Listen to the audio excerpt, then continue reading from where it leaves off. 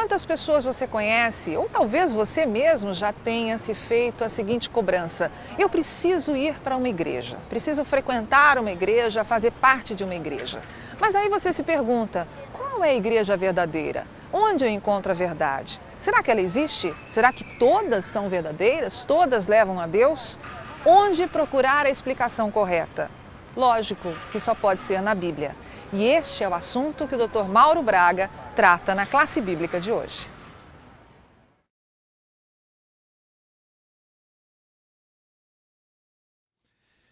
Bem, no estudo desta noite, nós vamos tratar de um assunto que eu acho que interessa a todas as pessoas. Que é uma pergunta muito simples que eu já me fiz um dia na vida e eu tenho certeza que muitos de vocês também já se fizeram. Como nós podemos encontrar a religião certa? Eu já me perguntei isso. Será que a gente encontra a igreja certa, a verdadeira igreja de Deus, nas páginas amarelas? É lá que eu vou procurar? Será que eu abro lá a lista das páginas amarelas, ou descendo o dedo assim, onde eu parar naquela igreja é a igreja de Deus? Será que funciona assim? Não pode ser, né? Que critérios as pessoas estão usando para buscar uma igreja? Muitas pessoas procuram uma igreja pela proximidade da sua casa. Será esse um bom critério? Outros procuram uma igreja pela qualidade da música que tem lá. Outros procuram a igreja pelas amizades, pelos amigos. Outros procuram a igreja pelo pastor, um pastor simpático, carismático. Se esse fosse o critério, nós teríamos que construir 5 andares nesta igreja. Vocês concordam ou discordam de mim? Concordam. Mas será que esse deve ser o critério para se escolher a igreja? Será que devemos escolher uma igreja pela simpatia do pastor? Muito pouca gente escolhe a igreja dando importância ou priorizando a verdade. Muito pouca gente escolhe uma igreja dando prioridade à verdade, aquilo que ela ensina, que ela prega. E essa noite nós vamos ver isso. Abra sua Bíblia no livro de Apocalipse, no capítulo 12, e você vai acompanhar comigo qual o critério de Deus para identificarmos a verdadeira igreja dele. Eu pergunto a você, seria importante, se você é sincero e quer encontrar a igreja de Deus, ouvir o que o próprio Deus diz a respeito? É importante? Ouvir o próprio Deus dizendo e dando a direção, o caminho, a dica para nós. Eu acho que é aqui que nós temos que buscar. Se eu quero me encontrar com Deus em sua igreja, é melhor ouvir a palavra de Deus. É aqui que nós vamos buscar. Apocalipse, capítulo 12, eu vou ler aqui o verso 1, junto com vocês. Diz assim: viu-se um grande sinal no céu, uma mulher vestida do sol, tendo a lua debaixo dos pés e uma coroa de 12 estrelas sobre a cabeça. Para aqui.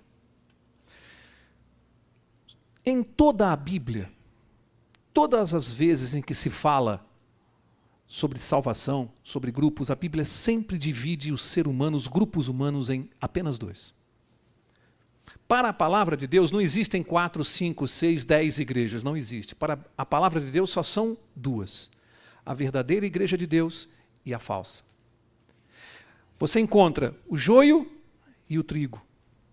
Você encontra os bodes e as ovelhas. Você encontra os filhos da luz e os filhos das trevas. E você encontra a igreja de Deus e a falsa igreja. E também quando Deus divide a igreja para exemplificar, ele divide usando o símbolo de uma mulher. A Bíblia fala aqui uma mulher vestida do sol. E a Bíblia, no livro de Apocalipse, faz uma divisão que é para a gente prestar muita atenção. A igreja de Deus vem simbolizada por uma virgem pura. A noiva simboliza a igreja de Deus. O que você imaginaria que poderia ser o contraste, o contrário disso? Se a igreja de Deus é uma virgem pura, que símbolo, que imagem você imagina que Deus encontrou para simbolizar aquela igreja que não é dele, é a falsa igreja? Uma prostituta. E a Bíblia não usa essa expressão, essa imagem, no sentido físico ou sexual. Não. Quer dizer, aquela que adulterou com a doutrina pura, a verdadeira doutrina de Deus. Por isso ela é uma prostituta, porque ela adultera com a doutrina, com a verdade. E a virgem pura é aquela que segue à risca, ela é fiel ao seu Senhor. A questão aqui é de fidelidade. E quando a Bíblia fala de uma mulher vestida do sol, tendo a lua debaixo dos pés e uma coroa com 12 estrelas, nós precisamos rapidamente entender esses símbolos aqui, porque eles são importantes. Então veja lá, mulher, marca aqui Apocalipse 12, vai ali até 2 Coríntios, volta um pouquinho. 2 Coríntios, no capítulo 11, a própria Bíblia, e não eu, a própria Bíblia vai explicar o símbolo da mulher, aqui em Apocalipse. 2 Coríntios, capítulo 11, eu vou ler para vocês o verso 2. Olha o que diz aqui. Diz assim: estou zeloso de vós com o zelo de Deus. Tenho-vos preparado para vos apresentar como uma virgem pura a um marido, a saber, a Cristo. É a própria Bíblia que diz que esta mulher aqui, em termos proféticos, simbólicos, ela é uma virgem pura, como uma noiva sendo preparada para o seu marido, que é Cristo. A igreja de Deus é simbolizada por uma virgem pura. Volta lá em Apocalipse 12 e vamos compreender o resto dos símbolos. Diz que esta mulher está vestida do sol. Não dá para ler todos os versos aqui pelo tempo, mas se você for lá em Mateus, capítulo 12, no verso 1, há uma comparação entre Jesus e o sol. Jesus é comparado com a luz do sol. Se essa mulher pura, ela está vestida do sol, significa que ela está centrada em Jesus Cristo. Da mesma maneira que o sol é o centro do sistema solar, Jesus Cristo é o centro da doutrina da igreja. Esta é a igreja de Deus, centrada em Cristo Jesus. Diz que ela tem a lua debaixo dos pés. A lua tem luz própria. A lua reflete a luz do sol. Esse simbolismo é muito importante sobre a igreja de Deus, porque esta igreja, ela está tendo a lua debaixo dos pés porque ela reflete a Bíblia, a palavra de Deus. Ela tem que pregar a palavra de Deus. Por isso ela tem a lua debaixo dos pés. E uma coroa de 12 estrelas. 12 estrelas simbolizam muito bem as 12 tribos de Israel e os 12 apóstolos. Olha que simbolismo bonito aqui no primeiro verso, mostrando as características principais da igreja de Deus. Ela tem que ter esta característica. Ela tem que ter no centro da sua doutrina a pessoa de Jesus Cristo. Obrigatoriamente. Ela tem que ter a palavra de Deus como norma de ensino. Agora eu quero seguir. Apocalipse 12, vamos ler o verso 2. Vamos ver o que acontece em relação a esta igreja, simbolizada pela mulher. Diz assim: ela estava grávida e gritava com as dores de parto, sofrendo tormentos para dar à luz. A igreja de Deus estava grávida de quem? Qual foi o descendente da igreja do povo de Deus? Jesus Cristo. Esta igreja, a virgem pura, estava grávida, esperando a vinda de Jesus ao mundo. E aí, o que diz a Bíblia no verso 3? Diz assim: viu-se também outro sinal no céu. Vocês perceberam que no verso 1 começa dizendo: viu-se um grande sinal no céu. E ali aparece a virgem vestida, a mulher vestida do sol. No verso 3 diz que viu-se também outro sinal no céu. Um grande dragão vermelho que tinha 7 cabeças e 10 chifres, e sobre as suas cabeças 7 diademas. Em contraposição à mulher vestida do sol, aparece no cenário um outro sinal no céu, e ali aparece o dragão. Já sabemos, por estudos, quem é o dragão: Satanás. E diz que ele tinha 7 cabeças. O que significam essas 7 cabeças? Nós vamos responder com a própria Bíblia.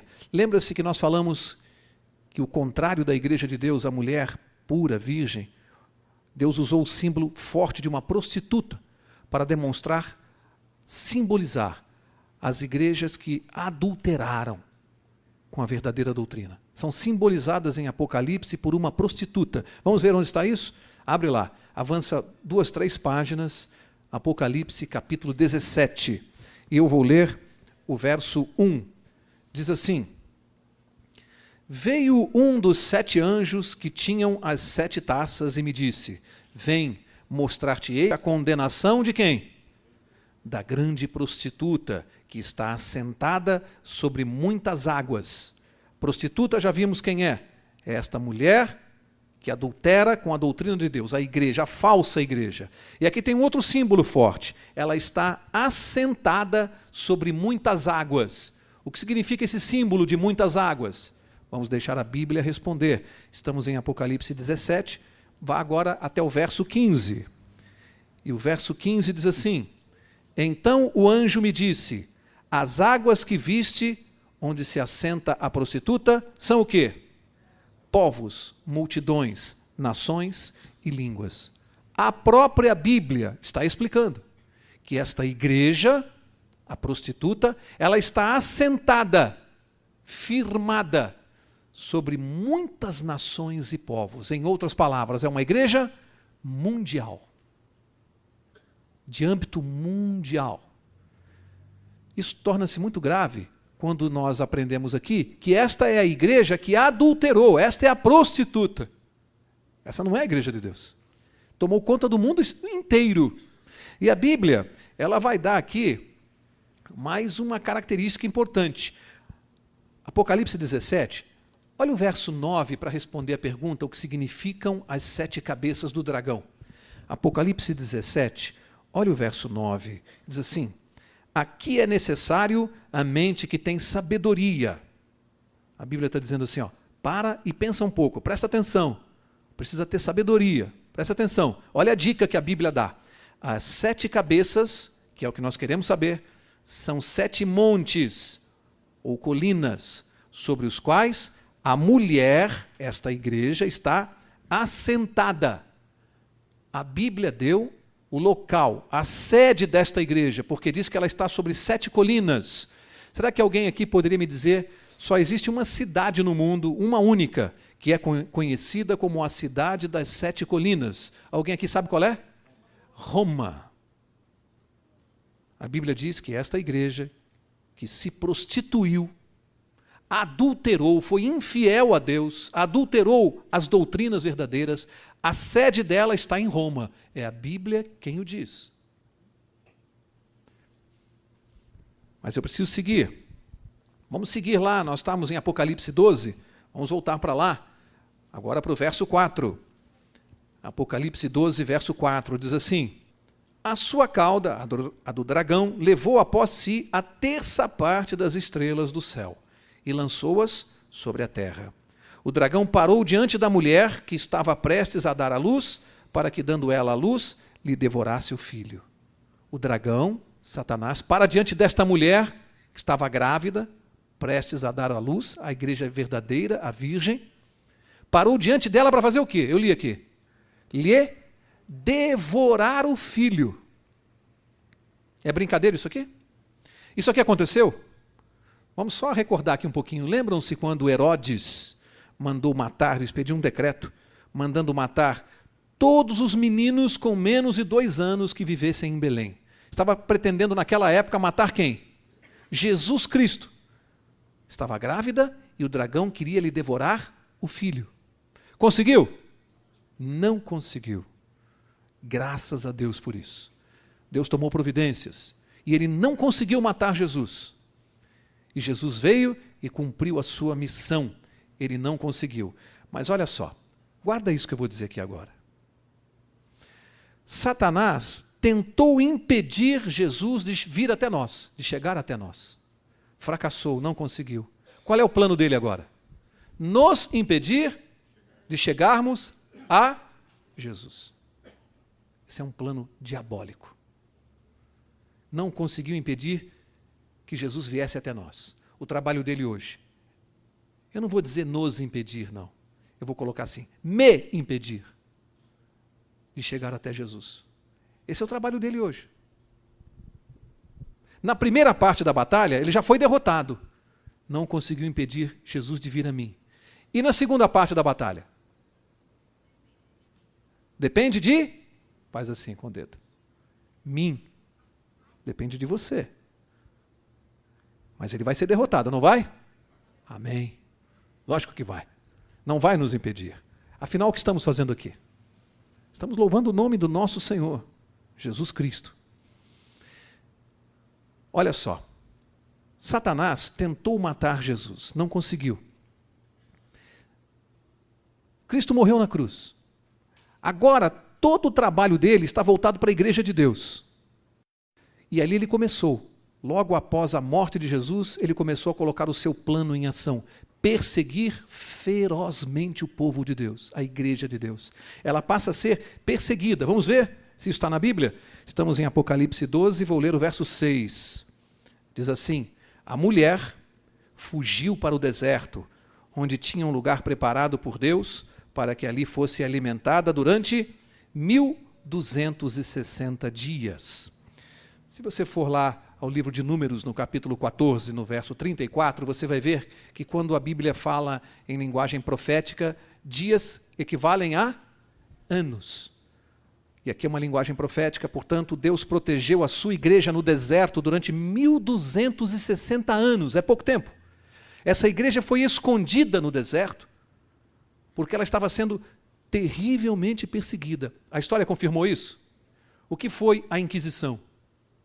Por que os cristãos eram mortos? Por uma só razão. Porque não aceitavam de nenhuma maneira que a verdade de Deus fosse aviltada.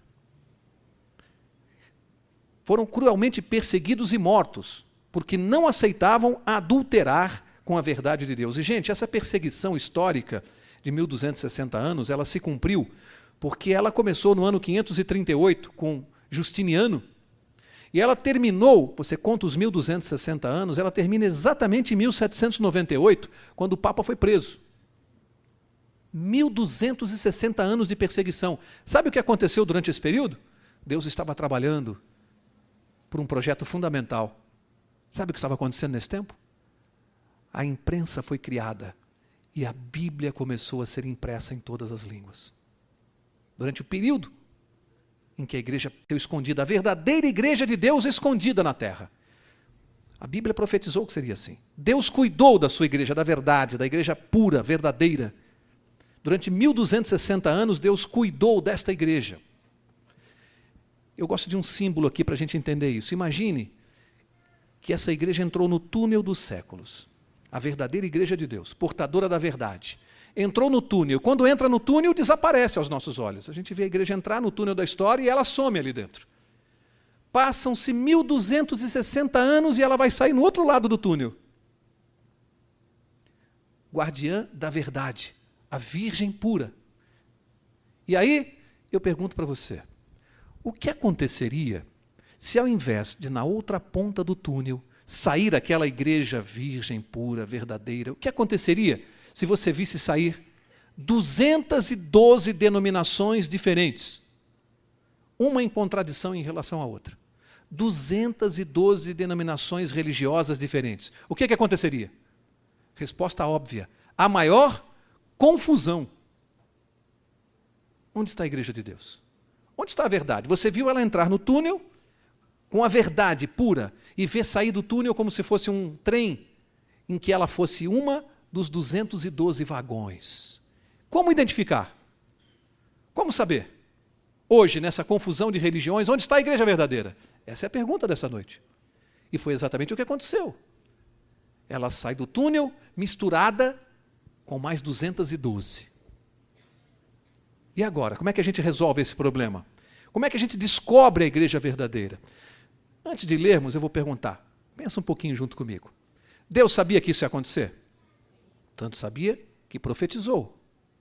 Tanto sabia que protegeu a sua igreja no deserto. Cuidou dela. Tanto sabia. Pensou na solução para esse problema? Ele sabia que na saída do túnel dos séculos sairiam 212 denominações para nos confundir? Olha que trabalho Satanás fez. Como ele não pôde destruir o povo de Deus através da violência e da morte, ele tentou, mas ele não conseguiu acabar com a igreja verdadeira, porque nem cada vez que ele matava um cristão na fogueira, era um testemunho tão forte que isso proliferava e eram mais pessoas que se convertiam. E quanto mais ele perseguia e matava, mais aquilo era testemunho do evangelho e mais a igreja crescia. E ele descobriu, o método está errado, eu não vou conseguir. Pela violência eu não vou conseguir. Ele pensou, se você não pode com o inimigo, o que você faz? Junte-se a ele. Que problema, hein? Satanás dentro da igreja, você quer? Mas ele juntou-se a nós. Ele percebeu, descobriu que matar, violentar, queimar em fogueiras não estava resolvendo. Ele pensou, vou entrar na igreja e vou mexer na doutrina, vou criar várias religiões, vou confundir todo mundo. E aí as pessoas vão dizer, onde está a verdade? Você diz que está na sua igreja, eu digo que está na minha, e fica essa briga, e ele morrendo de rir, porque o que ele quer é isso.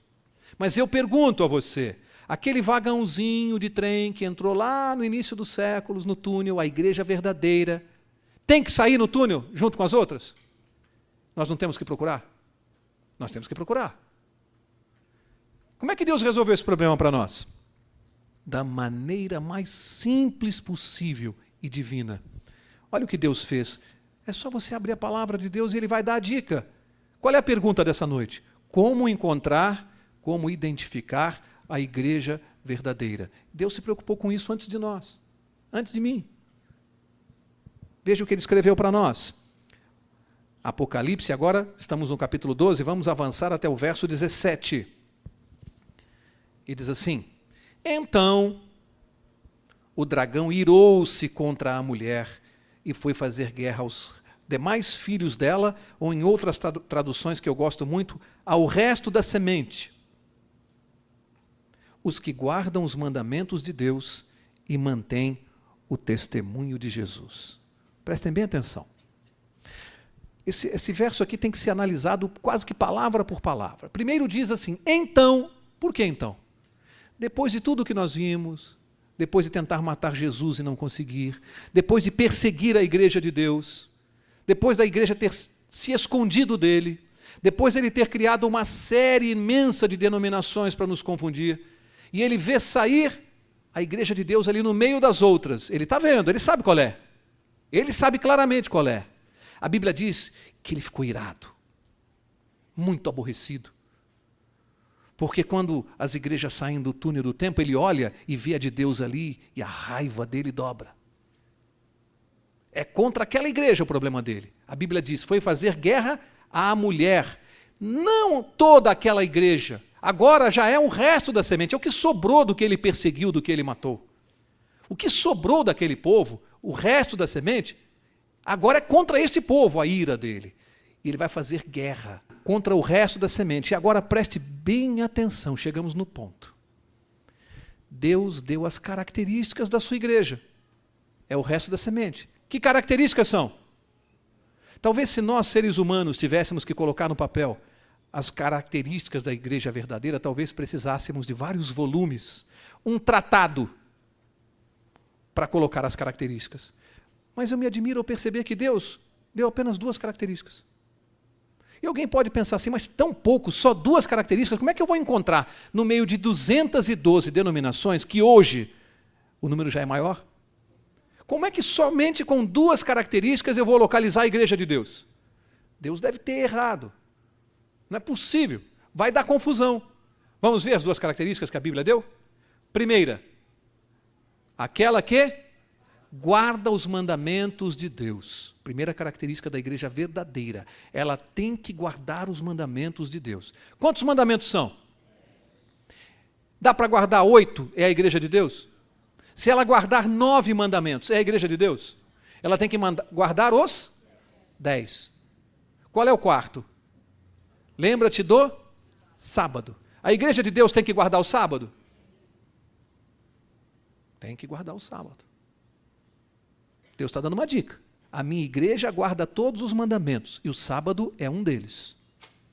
E Deus deu a segunda característica, tem que ter o testemunho de Jesus. Um assunto que nós vamos estudar mais adiante. Somente essas 2 características. Não são 3 que ele deu aqui, deu 2. E aí, aquele que pensou assim, mas só com 2 características, como é que eu vou encontrar a igreja de Deus? Gente, presta bem atenção no que Satanás fez. Durante todo esse tempo que ele foi criando todas essas denominações, a igreja sediada em Roma, as doutrinas pervertidas, ele descobriu uma coisa. A arma mais poderosa e eficaz que ele tem não é a espada, não é o fogo, não é a arma, não é a morte. É uma palavrinha chamada concessão. Sabe o que é concessão? Você começa a conceder em relação aos princípios de Deus. Ele criou isso. Seguinte, olha, lá no mandamento está escrito sábado, mas faz uma concessão, o mundo moderno, o comércio funciona no sábado, você precisa trabalhar. Faz uma concessão, guarda o domingo. Faça uma concessão, uma pequena concessão. E fica tudo em paz, aí não tem essa discussão religiosa, esse fanatismo. Olha só, não pode adorar imagens, mas faz uma concessão. Ai, põe um crucifixo no peito, um santo ali na parede, não tem problema, abre uma concessão. E a concessão foi a arma mais poderosa que ele descobriu. O mundo religioso começou a fazer concessões, pequenas.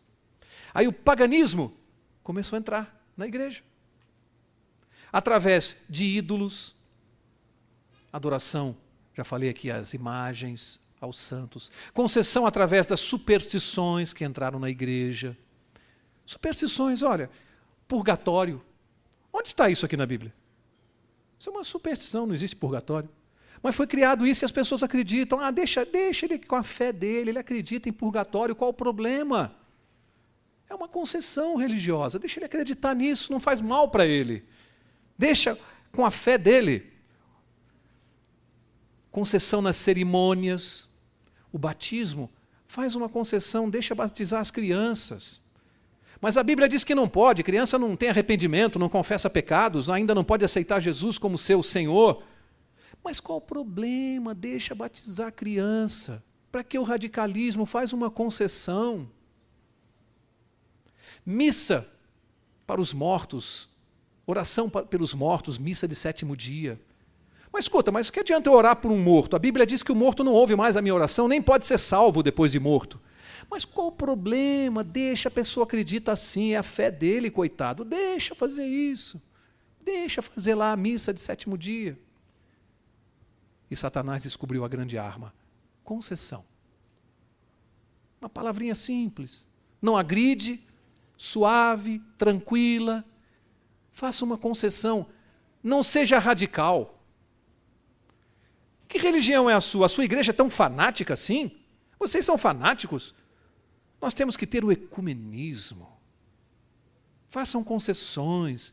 Afinal, todas as religiões são de Deus. Isso é uma verdade? Não é uma verdade, isso é uma grande mentira, talvez a maior de todas elas. Então, como é que eu identifico a igreja de Deus? Vimos aqui, em primeiro lugar, pelas suas características. Não é pelo nome da igreja na fachada, não é pela simpatia do pastor, não é pela proximidade da minha casa, não é pelas amizades, é por as suas características que eu descubro a igreja de Deus. Mas tem mais uma forma de descobrir a igreja de Deus. Abre lá, você está em Apocalipse 12, Apocalipse 14. Vou ler o verso 6.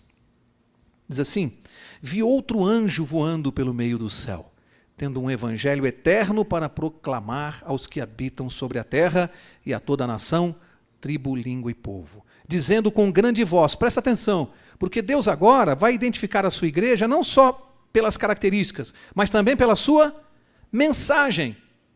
A igreja de Deus no tempo do fim tem que pregar isso aqui, porque foi Deus que determinou a mensagem. Não sou eu que venho aqui à frente e digo o que eu quero. Eu tenho que pregar o que Deus mandou que eu pregasse no tempo do fim.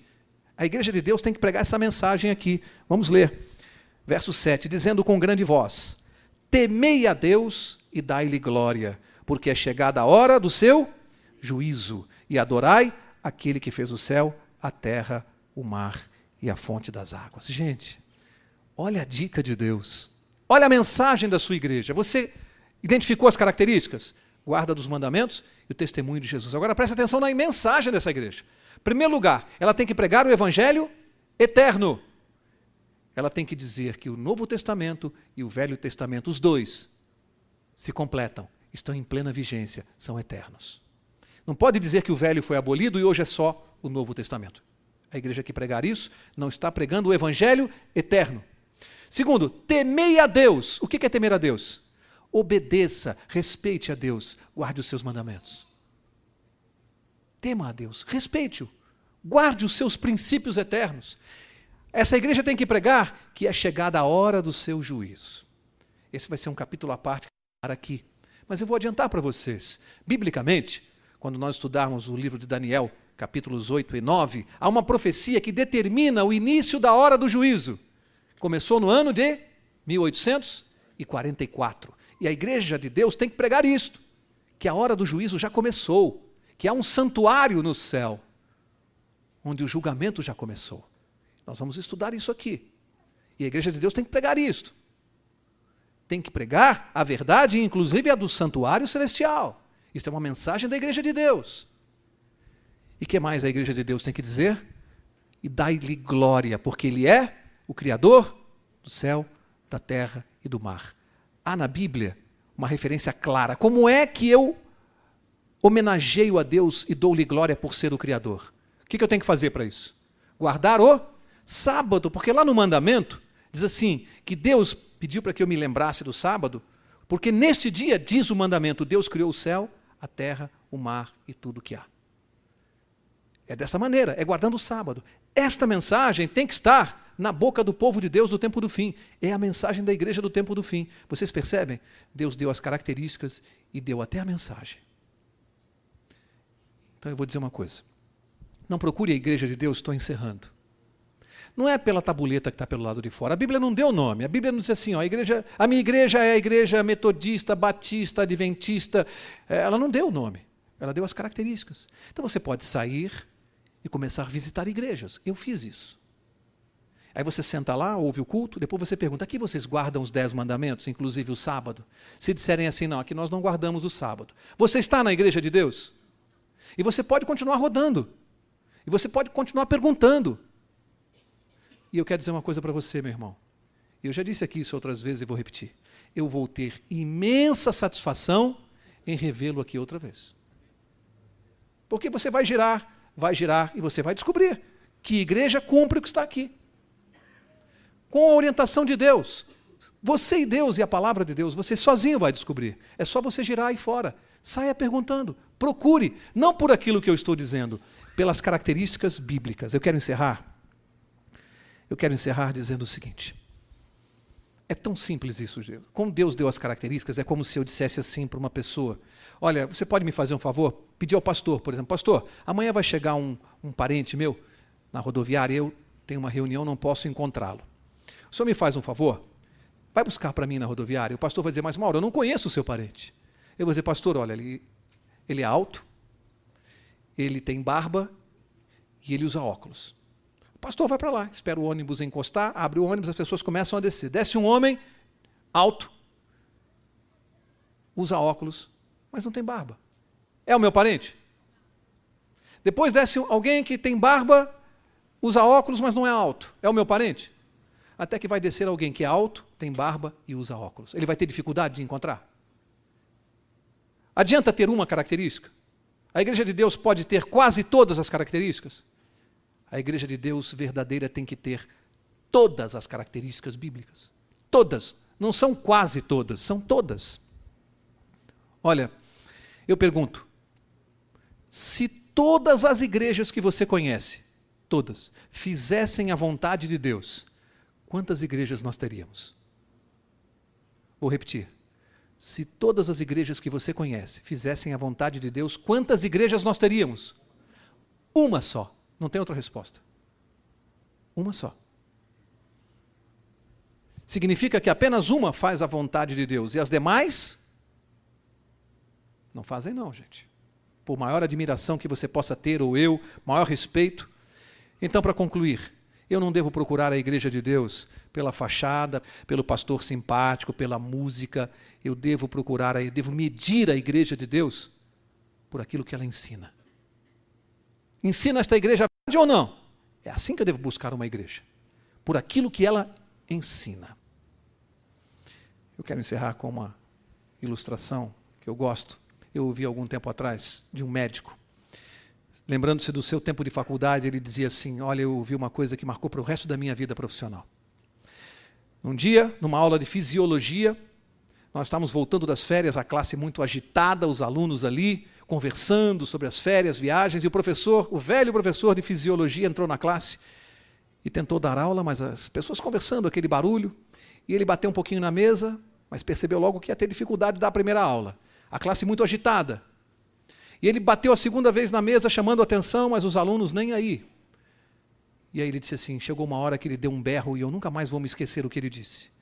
Ele deu um grito e disse assim, prestem bem atenção no que eu vou dizer, porque eu não vou repetir.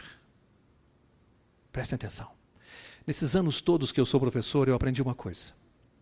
Apenas 5% dos alunos de uma sala como essa se tornam profissionais especiais. Apenas 5% fazem a diferença e vão modificar a vida das pessoas no futuro. Apenas 5% de uma turma dessa, estatisticamente, serão grandes médicos, grandes profissionais, vão colaborar com a humanidade. Os outros 90% apenas vão encher a classe, vão fazer volume. Eu não tenho hoje como, o professor dizia, saber quais de vocês fazem parte desses 5%. Eu vou ter que dar aula para todos. Mas eu aqui na minha mente, eu quero dar aula para esses 5%. Por mais que os outros façam muito barulho. Mas para esses 5%, eu vou dar aula agora. E ele disse, vocês sabiam que é assim mesmo? Para cada 100 professores, apenas 5 são especiais e fazem a diferença na vida dos alunos. Para cada 100 motoristas de táxi, apenas 5 são especiais. Para cada 100 advogados, apenas 5 são bons profissionais. Vocês podem imaginar, depois de dizer isso, o silêncio absoluto que ficou na sala de aula. Para o resto do ano, o silêncio que a turma fazia.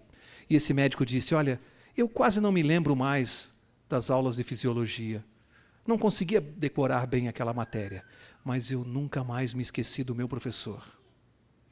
Ele fazia parte dos 5% dos professores especiais que mudam a vida de uma pessoa. E a pergunta que fica para nós aqui hoje. E nós? Isso vale para tudo, vale para o mundo cristão, está na Bíblia, é o resto da semente. Apenas 5% são o verdadeiro povo de Deus. Apenas 5% são as ovelhas que ouvem e seguem Jesus. Apenas 5% do mundo cristão está na igreja verdadeira. Você, onde quer estar? Nos 5% ou nos outros 95%? A escolha é sua. Que Deus nos inspire, nos ilumine, para que tomemos a decisão correta. Jesus está voltando e nós temos que estar unidos dentro da igreja verdadeira, abraçados ao povo de Deus, aguardando o nosso Salvador.